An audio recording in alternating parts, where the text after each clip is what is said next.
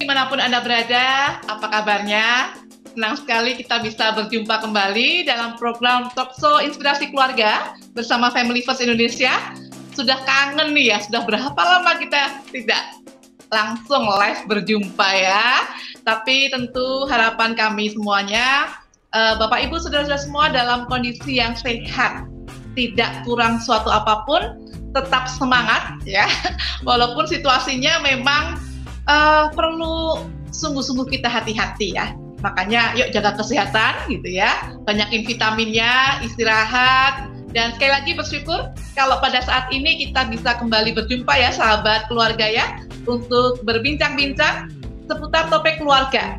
Yang saat ini, hari ini kita hendak mengambil topik tentang makin mencinta di kala new normal. Ya, kita sudah masuk di masa new normal saat ini setelah pandemi, kemudian kita masa transisi, dan saat ini kita masuk di masa new normal. Banyak hal yang kita harus juga tidak hanya secara protokol kesehatan, tapi banyak hal yang kita juga harus perbaharui dalam diri kita, khususnya juga di dalam masa-masa kita hidup berkeluarga. Makin mencinta di kala new normal. Nah, bersama kita saat ini sudah hadir narasumber kita yang tentu juga sudah Bapak Ibu semua saudara-saudara rindukan ya, Bapak Himawan Hadi Raharja.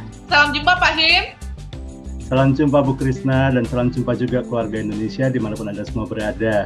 Senang sekali saya Himawan bersama dengan rekan saya Bu Krisna, kami bisa hadir di rumah Anda masing-masing dimanapun Anda berada saat ini. Dan kami percaya setiap sahabat keluarga dalam keadaan yang sehat dan damai sejahtera, tetap sukacita meskipun di masa-masa sulit, dan sudah pasti berada di dalam keluarga yang mencintai dan Anda cintai juga. Iya, Bu Krisna, lama banget kita nggak talk show di radio ya. 4 bulan ya. 4 bulan lebih gitu ya. Dan kita sekarang juga memiliki jam tayang baru ya di radio ya, setiap hari Kamis jam 9 pagi gitu. Nah Bu Krisna, saya nggak tahu, Bu Krisna kan sudah tidak hanya sekedar sebagai pembicara tapi juga menerima konseling gitu ya. Saya baca di berita katanya memang selama masa pandemi ini di banyak negara itu banyak sekali kasus-kasus KDRT, Bu. Gitu ya. Kan lucu ya. Dulu ketika sebelum pandemi kan keluhannya kan suami jarum super, jarang di rumah, suka pergi gitu ya. Oh, jarum super. Jarum super. Ibunya juga begitu, si istri juga begitu, sibuk dengan sosialita, sibuk dengan macam-macamnya. Nah begitu pandemi kan dikumpulin nih, harusnya kan seneng ya, dikumpulin satu di rumah gitu kan. Apalagi kalau punya anak kecil yang selama ini mungkin kesepian, kan jadi seneng. Tapi kok justru di banyak negara lah ya, di Inggris, di Tiongkok, di banyak negara, di Eropa, itu justru KDRT meningkat ya. Bahkan di Tiongkok sendiri tidak hanya KDRT meningkat, tetapi juga angka perceraian meningkat juga. Nah di Indonesia memang tidak ada satu angka yang pasti, maksudnya yang penelitian yang sah gitu, yang ilmiah gitu ya, sehingga tercatat angkanya berapa. Tapi dari data-data yang saya kumpulkan, laporan atau pengaduan kekerasan dalam rumah tangga meningkat juga di Indonesia. Kok bisa gini ya Bu ya? Maksudnya udah ini semua serba sulit, ekonomi sulit, ini di rumah juga malah jadi harusnya ajang saling kasih sayang malah jadi ajang ini juga Bu, kekerasan. Gimana nih Bu nih? Ya pastinya ada beberapa faktor ya Pak Him yang kita harus pahami juga, ini pendengar sekalian ya, sahabat keluarga juga. Pertama, orang itu sebetulnya di dalam menjalankan kehidupan day to day-nya, hari ke hari ya, dalam hari-harinya itu sebetulnya dia fokusnya dulu apa dalam kehidupannya. Kalau dia memiliki fokusnya adalah keluarga, tentu happy tadi, senang, wah saatnya kumpul. Selama ini jarang, selama ini kita alasannya, aduh nggak punya waktu nih buat anak, kurang waktu nih untuk jalan-jalan. Memang sekarang nggak bisa jalan-jalan, tapi minimal kebersamaan kan ada nih. Kalau kita fokusnya itu keluarga, itu nomor 1 ya, tentu kita akan senang. Yang kedua, kenapa orang bisa uring-uringan, ribut, bahkan KDRT? Orang itu paling suka ketika eksis.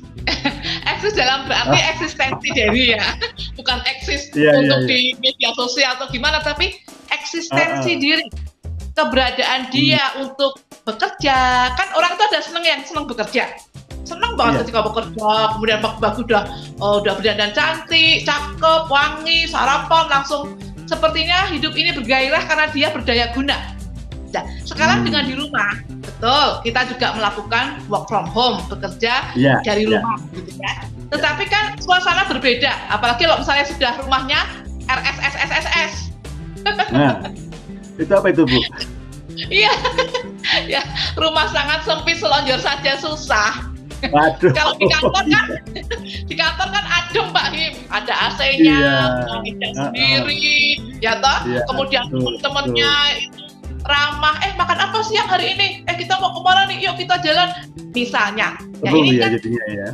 Perlu. Nah ini banyak perubahan-perubahan yang memang kadang-kala kita terkaget-kaget. Jadi menurut saya, nanti Pak Him boleh tambahkan gitu ya. Satu, kenapa KDRT itu muncul? Memang sudah fokusnya hidup kita bukan keluarga. Yang kedua karena eksistensi kita banyak yang berkurang dan berubah, kita nggak siap. Yang ketiga, karena sebetulnya kita sudah punya akumulasi. Kita punya ini menarik persoalan. Tuh, dari dahulu entah tahun keberapa udah nggak sama ini kan cuma ketemu malam hari lah ya, ketemu istri, ketemu suami malam hari, udah capek, nggak banyak ngomong, makan bersama doang mungkin kalau masih bisa. Udah tidur besok pagi pergi gue udah pagi-pagi udah seneng gue tinggalin istri atau suami, beres lah, ntar pulang malam-malam aja misalnya itu ya. Itu karena sudah ada rencana dan terstruktur gitu. Ya, gimana Pak Im? Kira-kira kalau menurut saya seperti itu, 3 hal itu. Iya. Jadi memang pasti terlepas juga pasti ada juga situasi kita juga ketakutan ya karena penyakit ini gitu ya, karena kan satu persatu angkanya bertambah terus, lalu kemudian kok angka penularannya cepat sekali. Waktu awal-awal terjadi kan kita semua harus diakui kita agak anggap remeh nih penyakit ini, ya kan, kita harus mengakui itu gitu. Nggak apa-apa kok gitu. Iya gitu. Nah justru setelah satu persatu berguguran, korban berjatuhan, dan kemudian kita juga mendengar kabar-kabar ya bagaimana pergumulan para petugas medis dan betul, faktor ekonomi juga. Nah ini kemudian membuat seseorang tuh jadi sensi gitu. Mungkin dalam komunikasi yang biasanya biasa-biasa aja karena semuanya baik menjadi sensitif sekali. Apalagi mungkin beberapa di antara sahabat keluarga mungkin ada yang mengalami, atau mungkin paling tidak punya tetangga yang mengalami tiba-tiba di PHK, pengurangan karyawan, ya kan? Di rumah pendapatan menurun tapi pengeluaran bertambah, kan anak-anak nggak boleh sekolah dari rumah, harus ikut online kiopo gitu misalnya gitu ya, beli pulsa, pakai kuota, lalu kemudian belum lagi kalau misalnya satu keluarga hanya punya laptop 1 atau punya gadget 2 misalnya, sementara harus rebutan anak-anaknya. Lah ini kan nggak ini pasti menimbulkan ketegangan gitu ya. Nah itu membuat akhirnya kayak kemarin Pak Im saya ke pasar gitu ya, karena memang sudah benar-benar nggak punya stok di pasar. Itu ada yang pedagang, Bu, punya HP bekas nggak? Saya rebutan sama anak saya. Persis yang tadi Pak Im ngomong. Untuk dia harus belajar online, sementara dia juga butuh untuk ya pelanggan-pelanggannya. Jadi ya seperti yang Pak Im tadi omong, jadi bikin ribut antara anak dan orang tua karena rebutan gadget itu. Betul. Belum lagi memang Bu secara psikologis ya, kalau seseorang itu berada di tempat yang sama dalam kurun waktu yang cukup lama. Ini ada bahasa Jawa kromonya Bu, cabin fever. Cabin fever itu cabin fever itu satu kondisi psikologis di mana kalau orang terlalu lama di satu tempat yang sama gitu ya, muncul keresahan, muncul juga kebosanan, kejenuhan, sehingga ini pun juga mudah sekali memicu terjadinya KDRT gitu. Dan kalau lama banyak ngopi ya nggak apa-apa Pak Him. Gitu dia. Beda ya. Iya, tapi kan kalau seandainya pemandangannya mau misalnya taruhlah ada mungkin di antara sahabat keluarga yang punya rumah yang cukup bagus gitu ya. Kalau dibilang sejuk ya sejuk gitu, mau ngadem juga bisa. Tapi kan kalau pemandangannya yang kasat mata ini sebulan itu aja gitu kan, ketemunya sama dia kan L7 itu. Lu lagi lu. L7. Itu bahkan saya selama masa kemarin ini waktu pasti pembatasan gitu ya, saya terima meme gitu ya, guyonan gitu ya. Wah asik, ini weekend nih, hari Sabtu Minggu ini weekend. Aduh mau kemana ya? Saya lihat peta dulu deh. Padahal peta itu peta denah rumahnya sendiri gitu. Mau ke dapur, apa mau ke gudang, atau mau kemana? Nah sekarang pun karena kita sudah mulai masuk masa new normal, artinya aktivitas mulai berjalan. Itu pun kan juga bukan karena si COVID-nya sudah pergi, tapi karena memang faktor ekonomi ya Bu ya, sehingga boleh mulai bekerja lagi di kantor tapi terbatas, hanya usia tertentu saja bisa masuk ke kantor. Lalu kemudian beberapa tempat seperti bioskop, tempat-tempat wisata pun belum lama ini baru dibuka, sehingga akhirnya kebiasaan orang untuk rileks, untuk bisa melepas penat, melepas kelelahan ini juga makin berkurang ya Bu ya. Nah ini hal-hal yang mempengaruhi gitu. Tapi Bu, tapi apakah memang sebegitu? Mungkin juga ada satu hal menarik Bu, karena KDRT-nya kan tidak hanya ribut-ribut saja gitu ya, tapi juga bahkan ini ada kasus nih, suami yang tega menganiaya istri, bahkan ibu bunuh orang tuanya gitu ya. Apakah itu memang terlepas dari situasi yang ada ya? Apakah memang itu tanda-tanda bahwa namanya cinta dalam keluarga itu mulai memudar, Bu Krisna? Ya, sebetulnya kalau berbicara masalah cinta ya Pak Him, menurut saya cinta itu kan berbicara tentang kedewasaan pribadi seorang juga. Jadi kalau pribadi orang itu dewasa, ya karakternya, secara perilaku sikapnya, kemudian dia juga orang yang punya daya juang yang tangguh, bertanggung jawab, kehidupan imannya juga bagus. Itu kan berbicara masalah bagaimana kemudian outputnya atau bentuk wujudnya itu mencintai pasangannya akan sangat juga kelihatan. Jadi berbicara masalah cinta itu kalau maksudnya gini, cinta itu berkaitan erat dengan karakter seorang. Kalau dia memang orangnya itu dewasa gitu ya, bijak gitu ya, dia akan tetap mampu mencintai, nggak mudah pudar cintanya, sekalipun di masa yang seperti sulit saat ini. Di masa new normal seperti ini, dia akan tetap menunjukkan cintanya. Nah, bagaimana ketika kemudian banyak KDRT gitu, apakah itu wujud cinta yang memudar? Saya pikir selain wujud cinta memudar, pribadi dia juga pribadi yang childish, kekanak-kanakan. Hanya ada tadi yang Pak Him bilang tadi, anak kandung gitu ya, membunuh, kemarin itu dari TV saya lihat, sepasang suami istri membunuh ibu kandungnya, katanya bisikan goib. Padahal ternyata setelah diwawancara, diselidik oleh polisinya, ternyata adalah faktor ekonomi. Ya, itu. Kemarin juga ada yang karena krisis ekonomi, saya menerima kiriman WA gitu ya, gara-gara krisis ekonomi, utangnya banyak sekali, dia punya mobil mewah, punya rumah mewah, tidak bisa melunasi, akhirnya sepakat untuk bunuh diri. Aduh. Nah ini loh, yang jiwanya yang saya tadi bilang awal tadi, tergantung kepribadian seorang itu.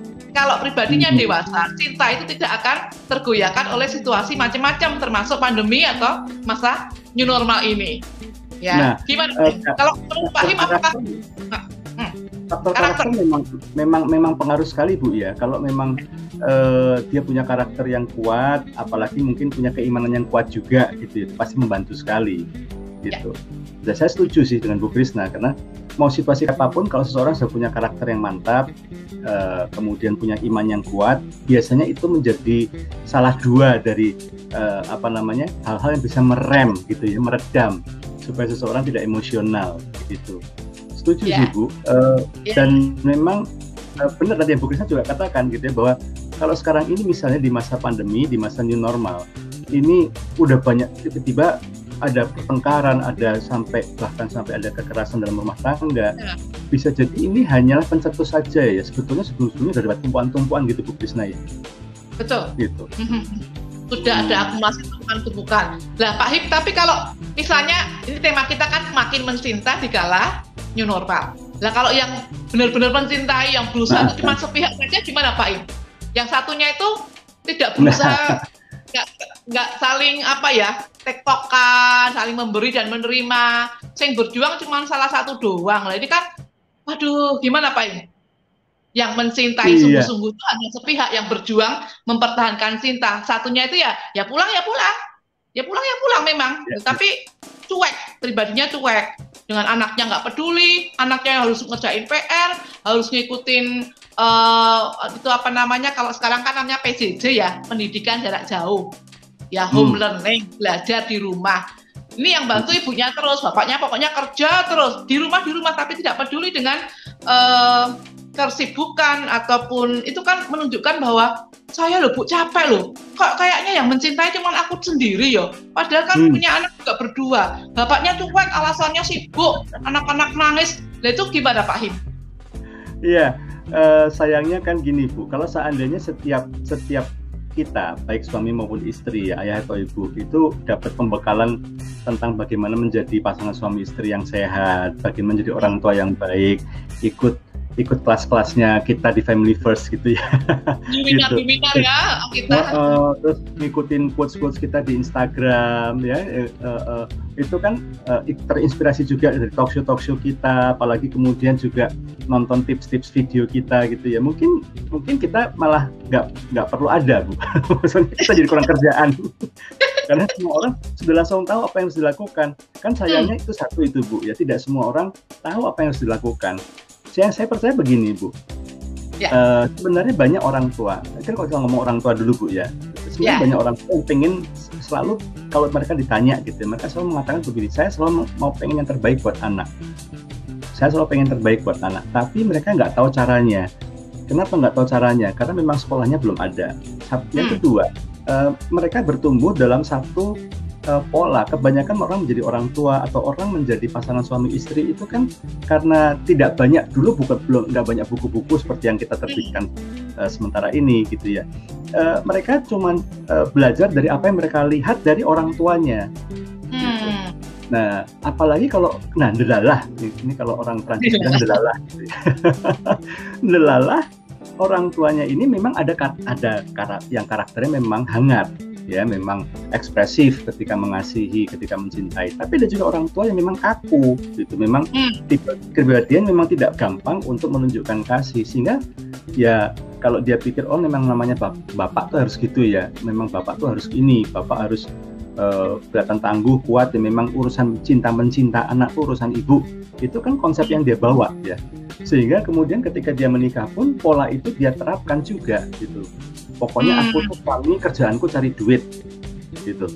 Sehingga ketika seorang suami menikah, punya anak, seperti yang Ibu Krisna katakan, bagi suami yang jungkir balik kerja dari pagi sampai kadang-kadang pagi lagi gitu ya, itu mereka pikir aku sudah menunjukkan tanggung jawabku sebagai suami, sebagai ayah.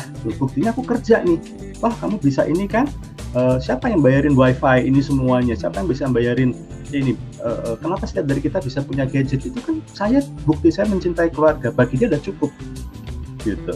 Nah, ini memang buat sahabat keluarga yang mendengarkan talk show kita pada pagi hari ini. Memang ini saya nggak mau bilang, ada beberapa yang mengatakan begini, Pak, itu kan budaya Barat ya, itu kebiasaan orang Barat. Saya mau mengatakan begini, orang Barat pun juga ada yang polanya seperti tadi yang Bu Krisna ceritakan gitu. Ada yang kayak gitu juga gitu, ada yang kaku bapaknya. Jadi ini bukan masalah budaya bangsa manapun, ini masalah kebiasaan, masalah karakter, dan ketidaktahuan bahwa mencintai itu tidak hanya sekedar bekerja kalau buat pria ya, buat kita para pria, tapi juga termasuk kita peduli untuk menolong istri kita, peduli untuk pendidikan anak kita, dan memang harus kita ekspresikan gitu, karena cinta kalau tanpa perbuatan ya omdo gitu. Omong doang gitu ya. Omong doang. Jadi perlu keterlibatan ya. Iya gitu. Nah, kalau misalnya semua ibu-ibu kayak Bu Krisna ini kan kalau kadang-kadang pendekatannya kan bagus ya, bisa sambil dibawa bercanda, yaitu rumah tangga aman. Nah, kadang-kadang kan kebanyakan kan istri-istri udah marah duluan. Ini aku kok saya yang jungkir balik sendiri ya, saya yang ini, saya yang itu, saya yang ini, kok KB aku kok KB. Nah, udah mengeluh, menuntut gitu ya. Nah, ini kan jadi lelah. Nah, justru di sini daripada kemudian menyerang suami, ini yang keliru kan kebanyakan langsung menyerang, langsung frontal, langsung verbal, langsung ngomel, langsung ngeluh, langsung marah, gitu. Nah, seringkali malah tidak membawa dampak yang baik.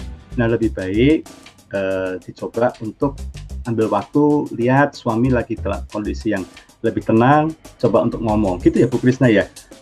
Teknisnya gitu Bu Krisna ya? Coba ngomong sambil diajak seloroh gitu ya. Aku tuh pegel bisa nggak kamu bantu mijetin? Capek loh aku tuh, belum lagi si kecil ini, aku ya mesake, aku ya kasihan gitu kan. Biasanya dia bisa main sama temen-temennya, ini dia frustrasi nggak ketemu temen-temennya, cuman ketok di foto tok, maksudnya kelihatan di handphone udah gitu, nggak bisa tos-tosan, nggak bisa kejar-kejaran, ya kan? Aku capek ya Pak, Mbok. Iya yo, Mbok, kamu bisa nggak naik pulang kantor tuh Mbok, hampir sebentar main sama si kecil, Mbok, kamu hibur dia, kan kue podo-podo lanangi, ya gitu aja. Iya, benar. Jadi yang pasti jangan menyerah, tapi juga jangan kemudian kita lampiaskan kekesalan kita kepada pasangan, karena ingat pasangan kita itu adalah mitra kita, teman kita yang kita harus kita gandeng, jangan kita musuhin, jangan kita serang gitu ya. Dan coba untuk ambil waktu untuk sama-sama bicarakan dari hati ke hati. Tentu saja suguhi dulu teh kesukaan dia, suguhin kopi kesukaan dia, gitu ya, tambah cemilan 10, 11 kalau perlu gitu. Luar biasa ini ya, Pak Him ya.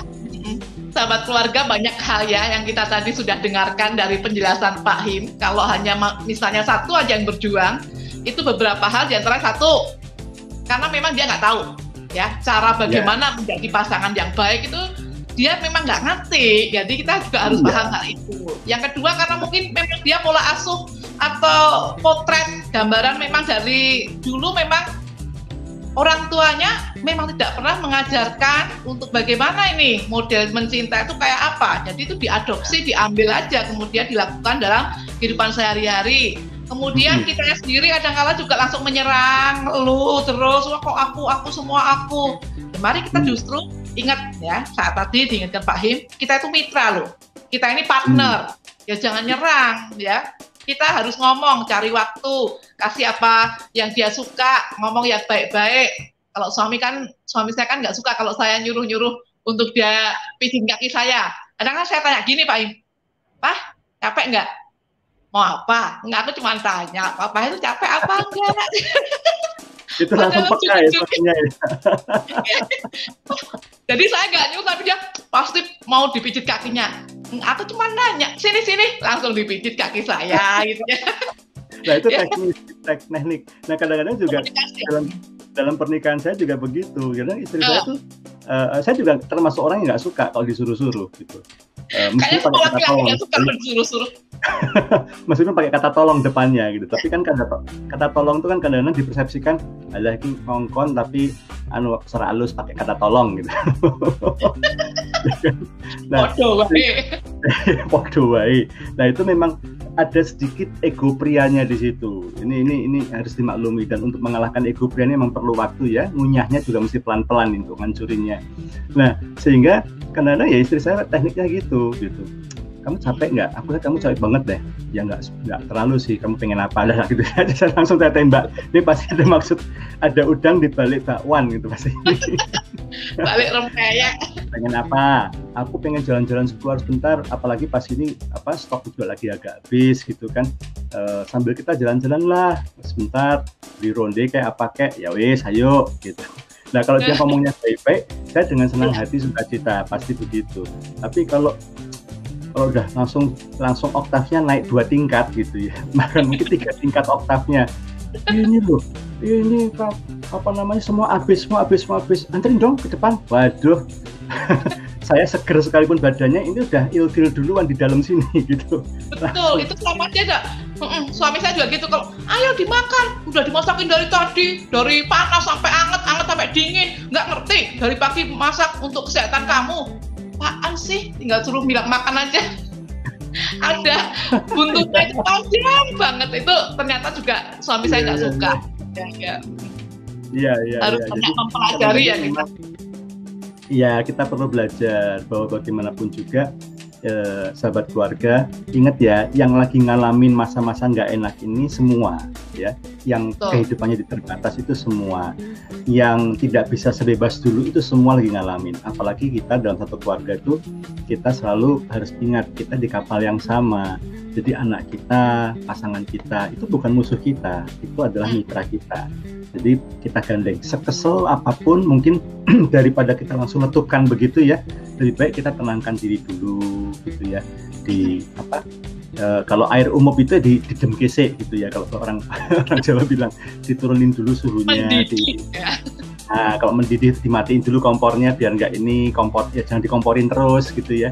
Jadi setelah reda baru kemudian dicoba ngomong baik-baik. Saya kira kalau pendekatannya selalu dengan mengedepankan kasih, mengedepankan pemahaman, ini akan menjadi lebih baik. Cuman kan memang teorinya gampang Bu ya, tapi dalam prakteknya gampang ya Bu ya. Nah Bu, mungkin ada tips atau kiat-kiat ini bagaimana meredam emosi Bu. Ini kan beberapa dari sahabat keluarga pasti juga pengen tahu ini banyak teknis lah, tapi mungkin Bu Krisna bisa kasih saran bagaimana bisa meredam emosi supaya paling tidak membantu untuk tidak memperkeruh suasana, supaya suasana menjadi lebih tenang, baru bisa diselesaikan masalahnya. Gimana Bu Krisna? Ya, kita itu kan harus mencintai diri kita sendiri ya. Artinya bahwa memang di tengah situasi, kondisi, keadaan yang seperti ini, kalau kita tidak mencintai diri sendiri, mudah terpancing untuk marah, untuk ngomel, untuk berkonflik, panas hati lah gitu ya gampangannya. Nah, kita kan punya hobi-hobi nih Pak Him ya, hobi-hobi yang membuat kita itu happy. Nah, itu yang harus kita lakukan gitu ya. Kalau saya hobinya makan, ya makan. Enggak, layaknya juga harus dijaga. Cuman kan kita punya hobi positif, entah itu mau menyanyi, main musik, mau kita baca buku, atau mau kita kalau mau ke salon kan juga sedang masa kayak gini nggak berani juga ya. Ini rambut saya aja setiap bulan yang motong anak saya. Jadi tiba-tiba rumah jadi ada salon dadakan ya Bu ya. Iya betul. Ada salonnya, ada tukang potong rumputnya ya, karena kegiatan kita ya kita harus isi dengan seperti itu. Suka bertanam ya bertanam. Artinya mari kita berdaya guna dengan cara kita yang memang kita sukai. Itu bisa meredam emosi. Karena kalau misalnya saya kemudian motong-motong rumput gitu ya, sudah ya keringetan, sudah capek, nanti kemudian enaklah mandi, istirahat, ngadem. Istilah kalian kalau sama suami, ngadem neng kamar, artinya nyalain AC, kita berbaring, nonton TV gitu ya. Itu bagian kita mencintai diri kita sendiri. Pasti bentuknya macam-macam sih ya, orang kan beda-beda. Pak Him tentu berbeda dengan saya, selera dan hobinya, istri Pak Him juga. Tapi minimal untuk meredam emosi ini, selain memang satu, itu pasti kita banyak berdoa. Itu udah nggak ada rumus yang lebih manjur daripada itu sebetulnya. Datang ke Tuhan dalam doa-doa kita gitu ya, itu membuat kita kan ngeluhnya, mengadunya kan kepada pribadi yang punya kuasa luar biasa, kita bisa menjadi lebih tenang. Ya, kalau ketenangan itu hadir, kita juga tidak mudah emosi. Yang kedua, lakukan hobi-hobi kita tadi. Buat sebuah jadwal yang memang teratur. Besok mau masak jam 8 pagi. Pagi-pagi nggak usah sarapan dulu lah, mau roti aja. Habis masak bikin kue Saya kemarin bikin makaroni sama brownies. Ya akhirnya tahu udah jam 2 siang. Jam 2 siang udah waduh mau. Bu Krisna kalau cuma cerita hoax ini. Iya.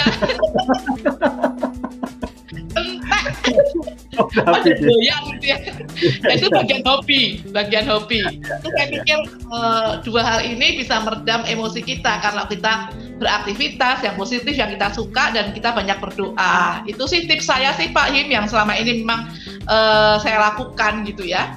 Kalau Pak Him ada yang lain. Punya hobi itu baik memang. Kalau yang hobinya memasak ya memasak. Mungkin ada yang hobi melukis misalnya gitu ya, gambar-gambar gitu ya. Lalu kemudian kalau memang ada alat musik di rumah dan memang ada bakat musik, mungkin bisa dilakukan di situ.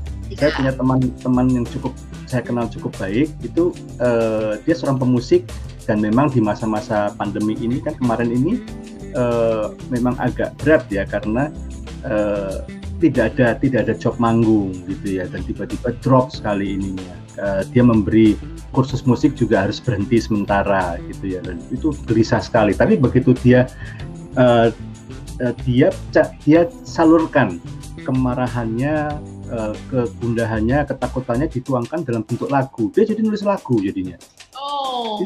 Sekarang udah satu album, ya, ada 12 lagu, malah sudah bisa diunggah atau bisa diunduh ya, di-download di beberapa situs-situs musik, sehingga dia mulai ada pemasukan kecil-kecilan. Lalu dia juga mulai kemudian punya ide juga, ya udah kursus secara online aja gitu, lewat aplikasi kursus online. Memang tidak sempurna seperti kalau ketemu langsung. Lalu kemudian dia mulai lebih kreatif. Nah, itu meredam emosinya, itu membantu dia meredam emosinya, meredam frustrasinya, sehingga dia bisa lebih tenang menghadapi hidup ini gitu. Nah, ini mungkin hal-hal yang sahabat keluarga juga bisa lakukan. Dan kalau misalnya punya teman, punya tetangga yang mungkin perlu dibantu, coba sarankan, cari mereka minta mereka untuk menemukan apa hobi mereka. Kalau hobinya berkebun, ya sudah, kebunnya ini gitu ya. Bahkan ada beberapa teman yang saya ngomong begini, bosen di rumah, ya udah bahasa saya gini, diobrak-abrik aja furnituremu, maksudnya ditata ulang lagi gitu ya. Sebentar pindah sini, biar ada variasi, biar nggak bosen di rumah. Oh iya boleh juga tuh gitu. Nanti digeser sedikit, kursinya dipindah ke sini gitu ya, ditata ulang lagi. Nanti 2 minggu ganti lagi lah, ganti suasana. Ya gitu. Makanya ini Pak Tim, kita memiliki komunitas, teman-teman yang membangun itu juga penting untuk kita bisa meredam emosi kita. Kalau masukan teman tadi kan, Mas jungkir balik wae, Mas bikin lagu, itu kan masukan-masukan yang baik ya. Jadi positif ya. Komunitas teman-teman yang baik itu selain tadi udah hobi dan doa, itu juga membentuk kita untuk bisa meredam emosi kita. Karena kita masih punya komunitas yang orang itu kan, kita pada dasarnya kan makhluk sosial, seneng nek ngobrol. Kadang-kadang dari ngobrol sampai 1 jam 2 jam betah gitu, rasanya kemudian semangat lagi mau masak, semangat lagi mau melayani suami atau anak-anak, karena tadi udah curhatnya itu ya terlampiaskan dengan segala beban-beban yang ada di masa seperti ini. Betul.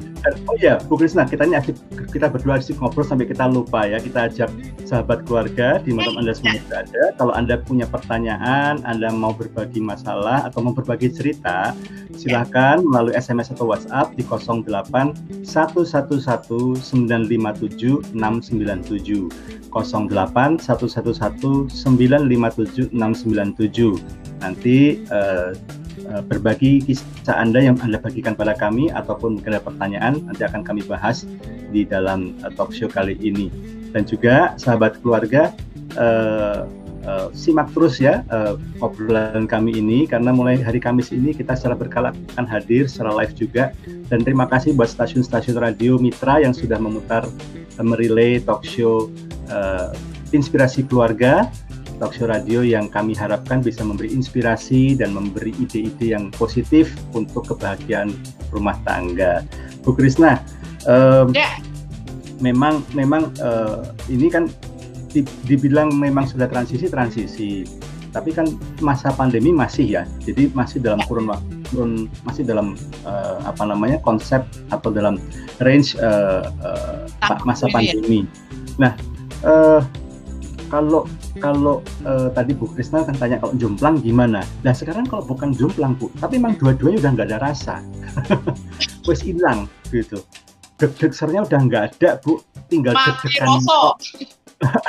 Tinggal deg-degan tok, deg-degan takut gitu. Aduh kemarin berantem gara-gara ini, hari ini berantem apa lagi ya, nanti besok berantem apa lagi ya. Tiap hari ada aja, dari soal piring, soal sendok aja bisa berantem, soal apa gitu ya. Ini gimana Bu, kalau memang ternyata cinta tuh menurut mereka berdua ini udah nggak ada tuh cintanya tuh, apakah jangan-jangan ini masih layak dipertahankan? Gimana Bu Krisna? Ya, kalau sudah kondisi seperti ini, terlebih lagi kita sudah kan nggak berpikir hanya diri sendiri ya kalau udah menikah itu. Kalau sudah punya buntut, kalau orang Jawa itu ngomong buntutnya piro. Kita punya anak berapa nih? Udah ada anak, itu kan nggak bisa egois. Minimal ya memang kita tetap istilahnya tadi yang saya juga bilang tadi, untuk mencintai diri sendiri itu penting. Kemudian kita tidak fokus lagi pada perubahan pasangan kita, tapi kita fokusnya pada perubahan diri sendiri. Daripada ribut-ribut ya, loh kenapa kamu nggak diem? Kenapa kamu juga mancing-mancing ribut? Kayak singa aja mau ngaum. nyatek kucing gitu ya, kayak harimau. Mbok ya kita sendiri yang harus berubah dulu. Ya. Kalau kita mau nuntut pasangan kita berubah kan susah nih. Sedikit ngomong ketemu ribut-ribut. Ya coba aku hari ini nggak mau ribut. Lebih baik tak diem dulu aja deh. Diem bukan berarti kemudian kita mendiamkan dia, tapi memang untuk saat ini mungkin diem lebih bagus. Itu yang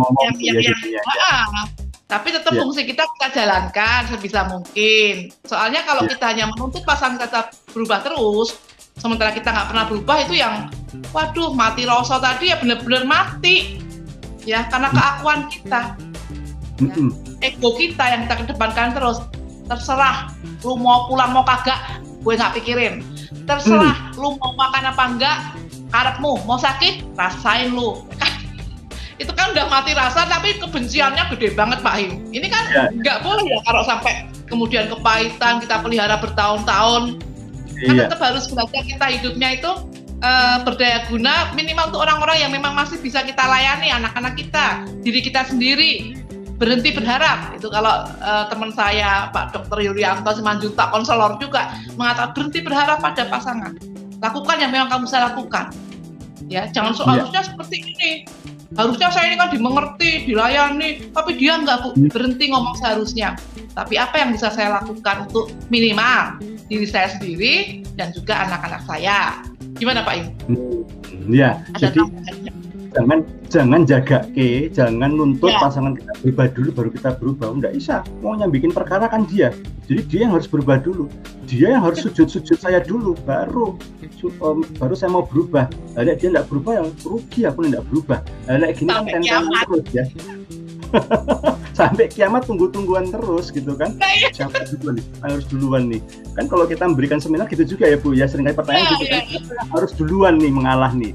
Siapa yang harus ini? Harus istri hormat dulu atau suami mengasihi dulu lah. Ini kan kalau gini kan susah ya. Jadi memang dengan mungkin istilahnya bagus sekali itu, berhenti berharap pada pasangan kita. Tapi lebih baik kita yang lebih dulu memulai gitu. Kita lebih dulu ya wes temukan satu hal. Saya yakin kok mungkin kan Bu Krishna juga sering terima konseling juga ya. Kadang-kadang kan kalau orang sudah jedek ya suami istri konflik itu kan pasti setengah jam pertama itu salah satu lah istrinya lah suaminya itu pasti jelek-jelekin pasangannya dulu kan 1 jam malah yang ini bahkan mungkin biasanya mohon maaf nih kalau ibu-ibu ya, biasanya ibu-ibu itu paling inget dah kesalahan suami itu tahun berapa jam segini masih diingat aja gitu ya dulu pas itu saya ingat banget kok kordanya warnanya sampai kordanya pun masih ingat gitu wah itu kan luar biasa sekali daya ingatnya. Nah, tapi kan kalau dipikir-pikir ya, kalau kita sebagai kita dengerin gitu ya, ini memang elek koyo ngono kok dhisik gelem ya dikawini ya.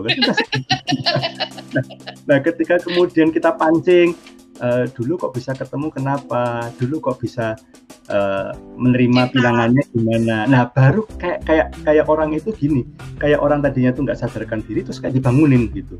Mulai bisa menemukan hal-hal baik dari pasangannya. Iya dulu tuh dia tuh gini loh, dulu ya Pak ya, tapi ya dulu dia tuh begini ya, perhatian juga iyalah. Tiba-tiba jadi kayak ingat gitu ya, kualitas baik, karakter baik itu mungkin bisa salah satu juga untuk kita mulai menumbuhkan kembali cinta yang mungkin sempat hilang karena kita saling bergesekan, kita saling serang gitu ya. Coba diingat hal-hal yang baik dari pasangan kita ya, karena bagaimanapun juga kan dapat konseling orang konsultasi gitu. Ketika saya tanya kayak Pak Him tadi, coba ingat dulu kenapa kok bisa jatuh cinta. Satu aja kebaikan suami, nggak ada. Ya karena nggak panas hati ya, nggak ada. Oke sekarang mungkin nggak menemukan. Coba nggak mungkin kalau nggak ada kok mau jatuh cinta. Dulu kenapa kok mau cinta dengan suami? Habis dulu saingannya banyak, saya pengen jadi pemenang. Lah, fondasinya udah rapuh. Aduh.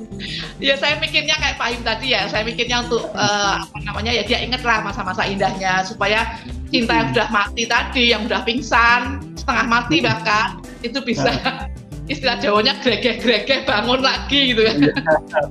Iya. Mungkin kalau bikin perumpamanya gini Bu, kalau kita manggang sate ya menggunakan areng gitu ya. Memang kalau arennya kita biarkan saja, tidak kita kipasi, tidak kita kasih minyak gitu, pasti akan mati lama-kelamaan. Tapi kan matinya nggak langsung mati pet gitu ya, tetap ada titik-titik api sedikit-sedikit.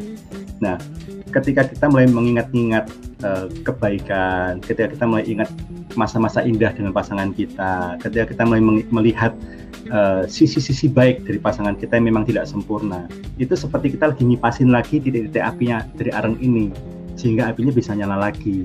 Nah, itu mungkin salah satu yang bisa kita lakukan gitu ya, daripada ya setiap dari kita pastilah sadar ya, kita berdua pun juga Bu Krisna ya, kita pun juga bukan manusia yang sempurna gitu ya. Tapi ada kalanya kita juga harus berani mengakui ketidaksempurnaan kita, tapi juga kita juga belajar juga untuk menerima bahwa pasangan kita pun memang nggak sempurna, dan daripada saya ngulik-ngulik, ngulik-ngulik terus ketidaksempurnaannya, kesalahannya gitu ya, lebih baik saya merem sebelah mata. Bukan berarti saya menyangkal pasangan saya ini punya kelemahan, bukan berarti saya pura-pura nggak tahu dia nggak punya pura-pura nggak tahu kelemahannya dia apa, tapi saya lebih fokus pada hal-hal baik dari pasangan saya, dan kemudian mulai memperkatakan perkataan yang baik. Karena perkataan yang baik itu kayak pupuk ya. Tanaman kan pupuk. Jadi kalau kita ingin pasangan kita menjadi pasangan yang bertanggung jawab misalnya, menjadi pasangan yang perhatian gitu ya, maka pupuklah itu. Ketika misalnya dipupuk dan dipupuk. Jadi ketika pasangan belajar untuk melakukan perubahan yang baik, nah mungkin kita sampaikan, makasih ya, kamu, aku seneng deh kamu tuh kok lakukan saya begini, aku seneng banget, aku yakin sekarang kamu tuh cinta sama aku gitu ya. Nah itu kata-kata seperti itu perlu diucapkan. Kan kebanyakan kan gini, begitu suaminya atau istrinya berubah sedikit, berusaha menjadi lebih baik, dengaren tumben pengen apa ini masih curiga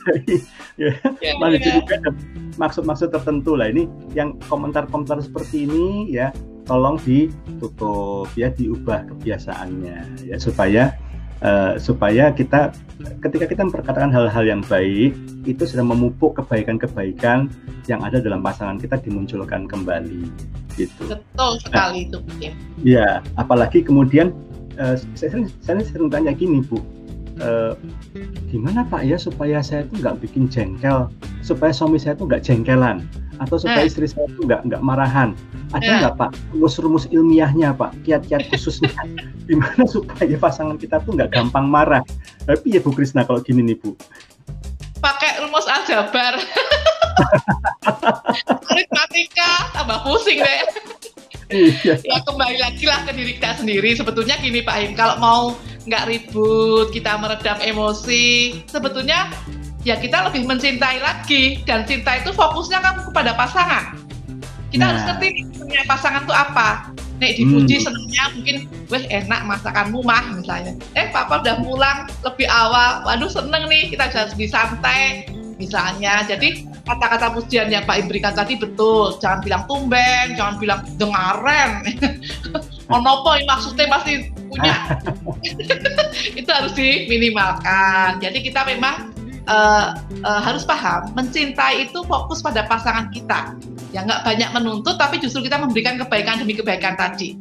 Itu untuk menjaga sebuah hubungan cinta yang supaya tetap di tengah hal yang sulit, corona, pandemi, ini kan membuat ekstra kita hati-hati dan berubah macam-macam. Beli masker juga satu orang nggak cukup 5, habis dipakai udah keringetan, buka lagi. Kita harus misalnya pakai lagi, misalnya yang kita aktivitasnya tetap harus tinggi ya, karena tuntutan ekonomi. Kadang-kala kan itu juga harus diperhatikan. Kita tuh menjaga stamina gitu ya. Kemudian makanya harus banyak juga olahraga supaya kita diimbangi lah ya, pikiran, kesehatan jiwa kita, rohani kita, asupan gizi kita, itu bagian juga untuk kita memelihara supaya nggak gampang marah. Nah di rumah pulang kerja makanan nggak tersedia, masak apa mah? Boro-boro masak. Emang kamu ngasih gajinya berapa sih? Waduh, nah itu dah. Itu ngajak melanjutkan ronde ke-12. Itu dia. Perang dunia kedua. Tanpa kita sadari kan kadang-kala kita sendiri yang menciptakan ya, menciptakan untuk kadangkala situasi yang nggak enak. Makanya kita butuh memang meredam emosi dengan kesabaran, empati, ya. Empati itu penting sekali. Beberapa waktu yang lalu saya memberikan webinar tentang bagaimana menggali emosi anak gitu ya. Family First juga itu, bagaimana mengenali emosi anak, menggali emosi anak, termasuk ini emosi pasangan. Emosi itu saya kasihkan quote gitu ya, apa istilahnya, singkatan yang bisa dibaca. Itu akronim. E-nya itu empati. Kita harus berempati. Iya ya, suamiku tuh sedang orderannya menurun, tapi tetap harus kerja. Sementara ya dia sendiri juga sudah tidak muda lagi. Kita berempati. Harus hati-hati di jalanan yang begitu ramai misalnya. Empati satu. Kemudian M-nya itu murah senyum. Makanya sejak awal kita tersenyum kan Pak Him? Iya. Itu sebetulnya kita meredam emosi kita juga. Murah senyum tapi bukan senyum-senyum sendiri Bu ya, itu nggak boleh. Dia, ya. Jadi untuk mewujudkan cinta yang ini masanya masih panjang loh gitu ya, kita nggak ngerti sampai kapan ya. Kalau sampai mungkin Januari atau Oktober ini ya bersyukur, tapi nek masih panjang dan bahkan kemudian nanti ada hal-hal yang tidak kita inginkan muncul lagi ya. Itu makanya emosi, E-nya empati, M-nya murah senyum, tapi jangan senyum sendirian. O-nya yuk kita patuhi protokoler pemerintah, protokolnya itu ya, untuk pakai masker, istirahat, cuci tangan, kalau dari luar juga keramas ya, kemudian minum vitamin gitu ya, kalau bahasa Jawa empon-empon ya, ada jahe, ada serai, jeruk nipis, iya tahu juga itu loh Pak, ada seperti putrinya Bapak Jennifer, jeruk nipis peras. Jennifer itu sip. Ya, itu artinya protokol. OB tadi ya, patuh. Kemudian emosi. S-nya itu sabar. Nggak ada cara lain kecuali kita sendiri harus mengendalikan diri. Sabar. Orang sabar itu ya kondisinya nggak enak pun ya, yuk belajar untuk dijalani, diterima. Kemudian I-nya iman. Miliki kekuatan doa yang luar biasa.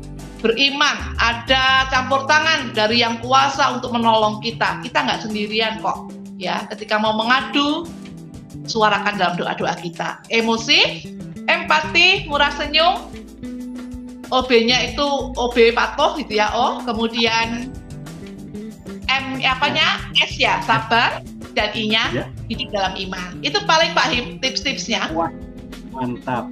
Jadi emosinya dikelola dengan baik, menjadi berempati, kemudian M-nya murah senyum, kemudian tetap OB, patuhi ketentuan yang ada yang berlaku, lalu kemudian S-nya sabar. Ingat ya Bapak Ibu, sahabat keluarga semuanya, bagaimanapun juga kita sendirian yang menghadapi ini semuanya. Bukan cuma kita yang menghadapi kesulitan ekonomi, bukan cuma kita. Justru kita harus kompak sama keluarga kita. Justru suami istri harus kompak supaya kita bisa melalui masa ini bersama-sama. Justru orang tua anak harus kompak, harus tetap nyatu supaya bisa melalui masa-masa sulit ini bersama-sama. Dan I-nya adalah iman. Yakinlah bahwa mau seburuk apapun tekanan, mau seburuk apapun masalah, ini semua cuman sementara, pasti akan berlalu. Dari sisi pandemi, toh juga sekarang sudah mulai ada langkah-langkah ya, virus, maksudnya vaksinnya sudah mulai ditemukan, sudah mulai diproduksi, sudah mulai titik terang gitu ya, kita kerjasama dengan beberapa pihak. Lalu kemudian juga kalau melihat dari grafiknya juga di beberapa daerah mulai menurun, oh berarti ada pengharapan gitu ya, bahwa ini semua akan berlalu, badai pasti berlalu. Justru di saat badai ini kita satu keluarga harus gandengan tangan dan kompak gitu. Wah, Bu Krisna kalau ngobrol sama Bu Krisna ini nggak kerasa, tahu-tahu sudah di penghujung iya, gitu ya, nggak kerasa udah 1 jam. Ini belum nyanyi loh Pak. Badai pasti berlalu. Oh gitu ya. Saya pengen nyanyi Bu, tapi nanti takutnya nanti radio di rumah sahabat keluarga pada pecah semua, ada rusak kalau saya nyanyi. Ya, jadi sahabat keluarga senang sekali, terima kasih sudah mendengarkan talk show kami pada hari ini, dan pastikan untuk sahabat keluarga tetap memantau stasiun radio kesayangan masing-masing, karena setiap hari Kamis jam 9 pagi kembali kami akan hadir dengan topik-topik yang pasti menarik, dengan narasumber-narasumber yang juga menarik juga. Dan talk show Inspirasi Keluarga di radio kesayangan Anda ini juga kami akan unggah di IGTV maupun juga di YouTube dari Family First Indonesia. Pastikan sahabat keluarga memantau atau memfollow akun Instagram kami dan juga mensubscribe atau berlangganan channel YouTube kami di Family First Indonesia. Saya Himawan Hadiraharja bersama dengan rekan saya Krisna Dewi Maharti. Kami pamit undur diri dari hadapan Anda semuanya. Tetap semangat, tetap waras. Sampai jumpa pada talk show Inspirasi Keluarga berikutnya. Salam semuanya. Bye.